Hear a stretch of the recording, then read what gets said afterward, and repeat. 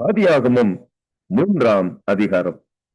தேவனாகிய கர்த்தர் உண்டாக்கின சகல காட்டு ஜீவன்களை பார்க்கிலும் சர்ப்பமானது தந்திரம் உள்ளதாய் இருந்தது.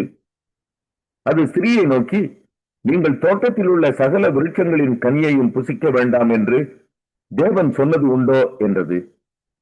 ஸ்திரீ சர்ப்பத்தை பார்த்து, நாங்கள் தோட்டத்தில் உள்ள விருட்சங்களின் கனிகளை புசிக்கலாம், ஆனாலும் தோட்டத்தின் நடுவில் இருக்கிற விருட்சத்தின் கனியை குறித்து தேவன் நீங்கள் சாகாதபடிக்கு அதை புசிக்கவும் அதை தொடவும் வேண்டாம் என்று சொன்னார் என்றாள்.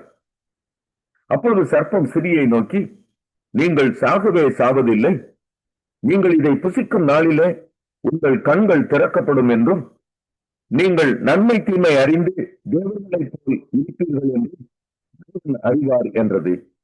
அப்பொழுது ஸ்திரீயானவள், அந்த விருட்சம் புசிப்புக்கு நல்லதும் பார்வைக்கு புத்தியை தெளிவிக்கிறதற்கு இச்சிக்கப்படத்தக்க விருட்சமுமாய் இருக்கிறது என்று கண்டு அதன் கனியை பறித்து புசித்து தன் புருஷனுக்கும் கொடுத்தாள். அவனும் புசித்தான்.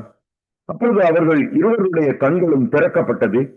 அவர்கள் தாங்கள் நிர்வாணிகள் என்று அறிந்து அத்தி இலையை தைத்து தங்களுக்கு அரை கச்சைகளை உண்டு பண்ணினார்கள். பகலில் குளிர்ச்சியான வேளையில் தேவனாகிய கர்த்தருடைய சத்தத்தை அவர்கள் கேட்டார்கள். அப்பொழுது ஆதாமும் அவன் மனைவியும் தேவனாகிய கர்த்தருடைய சந்நிதிக்கு விலகி தோட்டத்தின் விருட்சங்களுக்குள்ளே ஒளிந்து கொண்டார்கள்.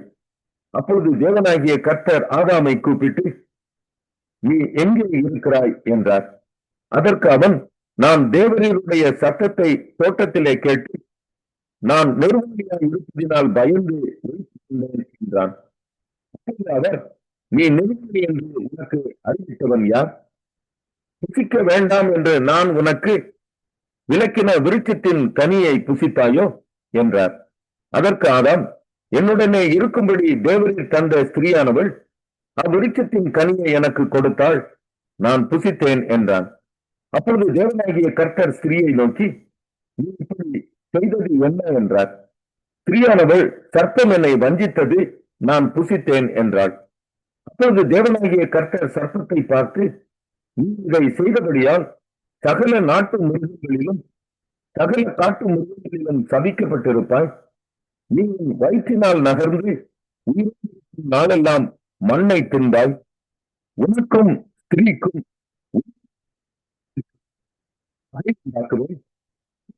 அழியை நசுக்குவார், நீ அவர் குடிகாலை நசுக்குவாய் என்றார். ஸ்திரீயை நோக்கி, நீ கர்ப்பவதியாய் இருக்கும்போது உன் வேதனையை மிகவும் பெருக பண்ணுவேன், பெறுவாய்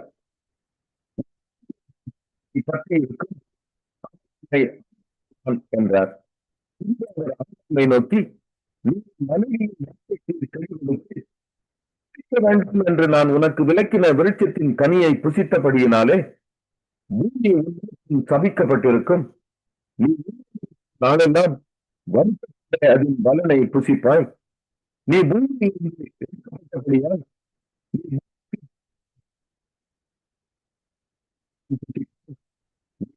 இருக்கிறாய், மண்ணுக்கு என்றார். அவன் தன் மனைவிக்கு ஏவாள் என்று பெயரிட்டான், ஏனெனில் அவள் ஜீவன் உள்ளவருக்கெல்லாம் தாயானவள். தேவனாகிய கர்த்தர் ஆதாமுக்கும் அவன் மனைவிக்கும் தோல் உடைகளை உண்டாக்கி அவர்களுக்கு உடுத்தினார். பின்பு தேவனாகிய கர்த்தர், இதோ மனுஷன் நன்மை தீமை அறியத்தக்கவனாய் நம்மில் ஒருவரை போல் ஆனான். இப்போதும் அவன் தன் கையை நீட்டி ஜீவ விருட்சத்தின் கனியையும்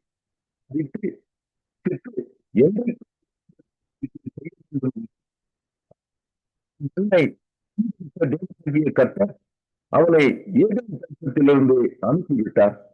அவர் மனுஷனை துரத்திவிட்டு ஜீவ விருட்சத்துக்கு வழியை காவல் செய்ய ஏதேன் தோட்டத்துக்கு கிழக்கே கேரூபின்களையும் வீசிக்கொண்டிருக்கிற சுடரொளி. ஆதியாகமம் 4ஆம் அதிகாரம். ஆதாம் தன் மனைவியாகிய ஏவாளை அறிந்தான். அவள் கர்ப்பவதியாகி காயினை பெற்று, கர்த்தரால் ஒரு மனுஷனை பெற்றேன் என்றாள். பின்பு அவனுடைய சகோதரனாகிய ஆபேலை பெற்றாள்.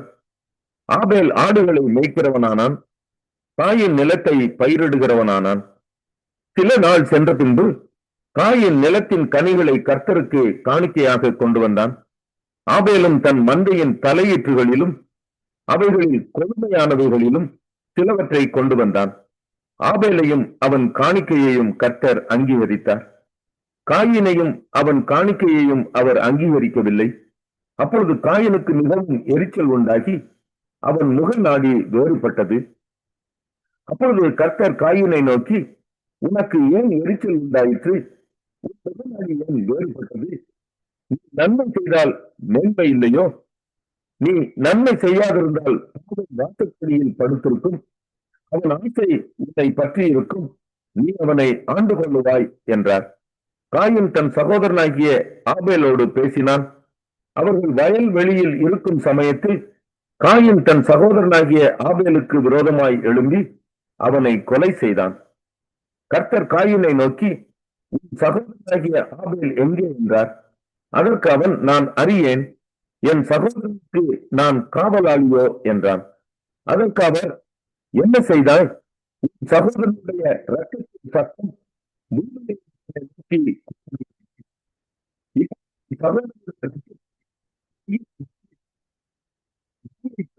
இந்த பூமி பவிக்கப்பட்டிருப்பாய். நீ நிலத்தை பலனை இனி உனக்கு கொடாது. நீ பூமியில் நிலமற்று அலைகிறவனாயிருப்பாய் என்றார். அப்பொழுது காயின் கர்த்தரை நோக்கி, எனக்கு இட்ட தண்டனை என்னால் சகிக்க முடியாது. இன்று என்னை இந்த தேசத்தில் நான் சமூகத்துக்கு மீறி மறைந்து நிலத்திற்கு அலைகிறவனாயிருப்பேன். என்னை கண்டுபிடிக்கிறவன் எவனும் என்னை கொன்று போடுவானே என்றான். அப்பொழுது கர்த்தர் அவனை நோக்கி, காயினை கொல்லுகிற எவன் மேலும் 7 பலி சுமரும் என்று சொல்லி, காயினை கண்டுபிடிக்கிறவன் எவனும் அவனை கொன்று போடாதபடிக்கு கர்த்தர் அவன் மேல் ஒரு அடையாளத்தை போட்டார். அப்படியே காயின் கர்த்தருடைய சந்நிதியை விட்டு புறப்பட்டு ஏதேனுக்கு கிழக்கான நோக் என்னும் தேசத்தில் குடியிருந்தான். காயின் தன் மனைவியை அறிந்தான். அவள் கர்ப்பவதியாகி ஏனோக்கை பெற்றாள். அப்போது அவன் ஒரு பட்டணத்தை கட்டி அந்த பட்டணத்துக்கு தன் குமாரனாகிய ஏனோக்குடைய பெயரையிட்டான். ஏனோக்குக்கு ஈராத் பிறந்தான். ஈராத் மெகுய வேலை பெற்றான். மெகுயவை பெற்றான். லாமேக்கை பெற்றான். லாமேக்கு 2 ஸ்திரீகளை விவாகம் பண்ணினான். ஒருத்திக்கு ஆதாள் என்று பெயர், மற்றொருத்திக்கு சில்லாள் என்று பெயர். ஆதாள் யாவாலை பெற்றாள். அவன் கூடாரங்களில் வாசம் பண்ணுகிறவர்களுக்கும் மந்தை மேய்க்கிறவர்களுக்கும் தகப்பனானான். அவன் சகோதரனுடைய பெயர் யூபால். அவன் கிண்ணறக்காரர் நாகசுரக்காரர் யாவருக்கும் தகப்பனானான். சில்லாளும் தூபால் காயினை பெற்றாள். அவன் பித்தளை இரும்பு முதலியவற்றின் தொழிலாளர் யாவருக்கும் ஆசாரியனானான். தூபால் காயினுடைய சகோதரி நாமாள். லாமேக்கு தன் மனைவிகளை பார்த்து, ஆதாளே சில்லாளே, நான் சொல்வதை கேளுங்கள். லாமேக்கின் மனைவிகளே, என் சத்தத்துக்கு செவிகொடுங்கள். எனக்கு காயமுண்டாக ஒரு மனுஷனை கொன்றேன்.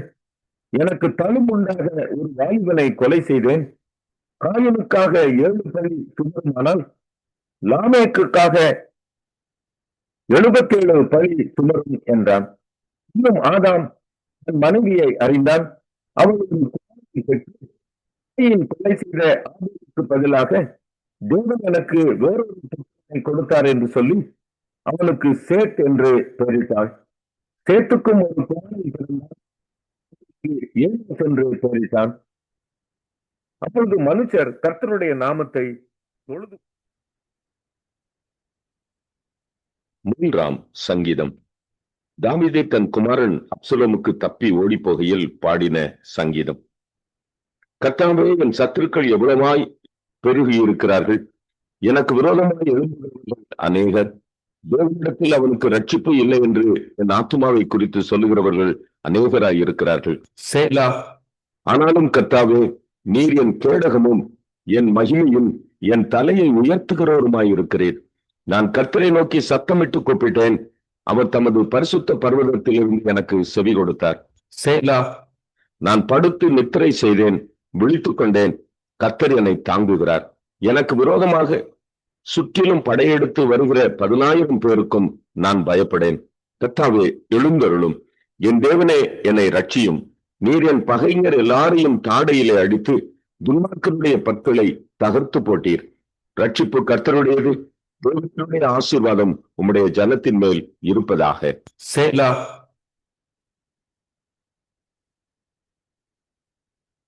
நான்காம் சங்கீதம்.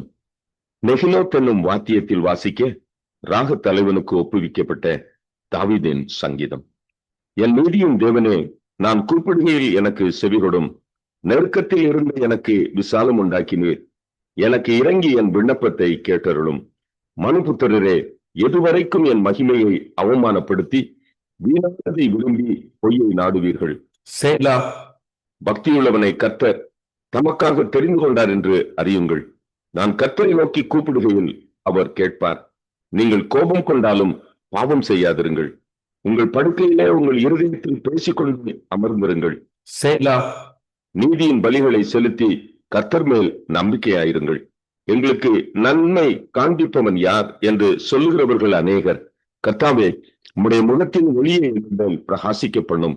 அவர்களுக்கு தானியமும் திராட்சரசமும் பெருகி இருக்கிற காலத்தின் சந்தோஷத்தை பார்க்கிலும் அதிக சந்தோஷத்தை என் இருதயத்தில் தந்தீர். சமாதானத்தோടെ படுத்துக்கொண்டு நித்திரை செய்வேன். கர்த்தாவே, நீர் ஒருவரே என்னை சுகமாய் தங்க பண்ணுகிறீர்.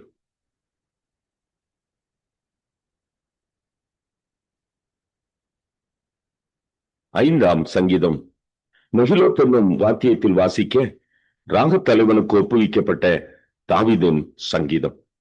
கர்த்தாவே, என் வார்த்தைகளுக்கு செவிகொடும். என் தியானத்தை கவனியும். நான் உம்மிடத்தில் விண்ணப்பம் பண்ணுவேன். என் ராஜாவே, என் தேவனே, என் வேண்டுதலின் சத்தத்தை கேட்டருளும். கர்த்தாவே, காலையிலே என் சத்தத்தை கேட்டருளுவீர். காலையிலே உமக்கு நேரே வந்து ஆயத்தமாகி காத்திருப்பேன். நீ துன்மார்க்கத்தில் பிரியப்படுகிற தேவன் அல்ல. தீமை உம்மிடத்தில் சேர்வதில்லை. வீண்காரர் உம்முடைய கண்களுக்கு முன்பாக நிலை நிற்க மாட்டார்கள். அக்கிரமக்காரர் யாவரையும் வெறுக்கிறீர். பொய் பேசுகிறவர்களை அழிப்பீர். இரத்த பிரியனையும் சூதுள்ள மனுஷனையும் கர்த்தர் அருவருக்கிறார். நானோ உமது மிகுந்த கிருபையினாலே உமது ஆலயத்துக்குள் பிரவேசித்து உமது பரிசுத்த சன்னதிக்கு நேரே பயபக்தியுடன் பணிந்து கொள்ளுவேன். கர்த்தாவே, என் சத்துருக்களின் நிமித்தம் என்னை உம்முடைய நீதியிலே நடத்தி எனக்கு முன்பாக உம்முடைய வழியை செவைப்படுத்தும். அவர்கள் வாயில் உண்மை இல்லை. அவர்கள் உள்ளம் கேடுபாடுள்ளது. அவர்கள் தொண்டை திறக்கப்பட்ட பிரேதக்குழி. தங்கள் நாவினால் இச்சகம் பேசுகிறார்கள். தேவனே, அவர்களை குற்றவாளிகளாக தீரும். அவர்கள் தங்கள் ஆலோசனைகளாலே விழும்படி செய்யும். அவர்கள் துரோகங்களுடைய திரட்சியின் நிமித்தம் அவர்களை தள்ளிவிடும். உமக்கு விரோதமாய் கலகம் பண்ணினார்களே. உம்மை நம்புகிறவர்கள் யாரும் சந்தோஷித்து என்னாலும் கம்பீரிப்பார்களாக. நீர் அவர்களை காப்பாற்றுவீர். உம்முடைய நாமத்தை நேசிக்கிறவர்கள் உண்மையில் களி கூறுவார்களாக. கர்த்தாவே, நீர் நீதிமானை ஆசீர்வதித்து காருண்யம் என்னும் கேடகத்தினால் அவனை சூழ்ந்து கொள்ளுவீர்.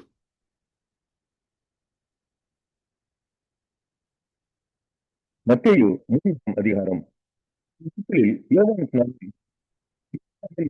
வந்து சமீபத்திருக்கிறது என்று பண்ணினான். வழியை பண்ணுங்கள் என்று வனத்திலே கூட்டுகிறவனுடைய சத்தம் உண்டென்று ஏசாயா தீர்க்கதரிசியினால் சொல்லப்பட்டவன் இவனே. இந்த யோவான் ஒட்டக மயிர் உடையை தரித்து தன் அறையில் வார்க்கச்சையை கட்டி கொண்டிருந்தான். வெட்டுக்கிளியும் காட்டுத்தேனும் அவனுக்கு ஆகாரமாயிருந்தது.